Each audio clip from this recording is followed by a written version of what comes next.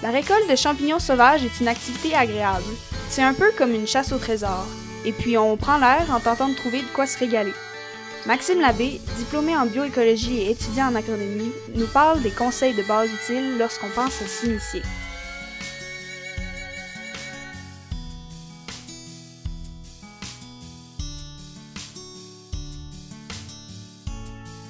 Les différents outils de cueillette, moi, ça va varier en fonction des champignons que je vais aller cueillir.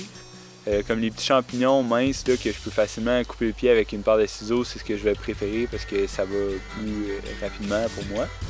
Sinon, il y a toujours le fameux opinel là, avec le petit pinceau. Là, que ça, c'est pratique pour les champignons plus gros, qu'on peut couper les petites parties de pied là, qui sont sales, puis on peut également brosser le chapeau ou le pied là, quand c'est nécessaire. Aussi, il y a moyen d'utiliser des X-Acto. C'est simple, ça coupe bien, c'est pas compliqué. Donc, c'est pas mal les trois outils que je recommanderais pour nettoyer les champignons. Le champignon qu'on va cueillir aujourd'hui, c'est la craterelle en tube. C'est un champignon dans la famille des chanterelles. Ce champignon-là, il a la particularité d'avoir des plis en dessous de son chapeau, contrairement à des lames. Puis son pied est, comme le nom le dit, son pied est en tube, puis il est creux. Donc c'est un champignon qui est vraiment excellent pour la cuisine.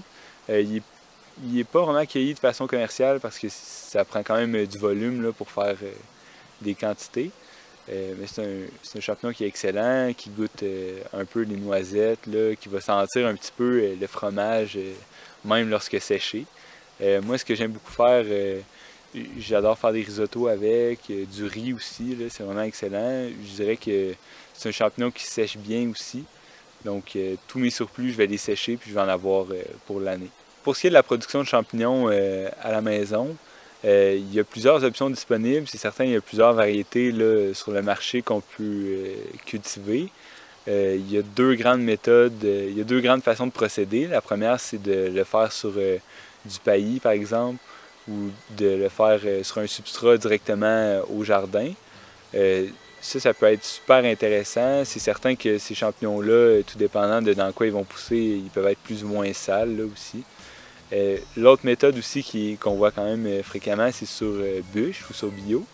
Le défi dans ce cas-là, c'est d'avoir des bûches fraîches, idéalement d'un arbre comme du chêne. C'est l'idéal pour la production.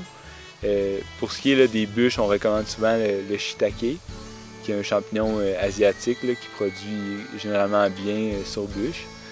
Pour ce qui est des champignons qu'on peut plus implanter au jardin, par exemple, on parle du strophaire ou du pleurote même. Le grand défi de la production de champignons à la maison, c'est de produire dans des conditions d'asepsie adéquates, c'est-à-dire qu'il ne faut pas contaminer nos champignons au moment de les implanter. Donc, il faut traiter le substrat, idéalement, ou bien traiter le substrat ou avoir du substrat très frais, qui ne sera pas déjà colonisé par d'autres sortes de champignons qu'on pourrait retrouver dans l'air, par exemple. Les champignons cultivés à la maison, ils sont généralement moins abîmés là, que les champignons qu'on va retrouver en forêt. Cependant, les rendements peuvent être variables. C'est pourquoi moi je préfère cueillir en forêt. De cette façon-là, je m'assure de ne pas gaspiller du temps là, sur quelque chose, de ne pas dépenser de l'énergie sur quelque chose que j'aurai pas de retour nécessairement plus tard.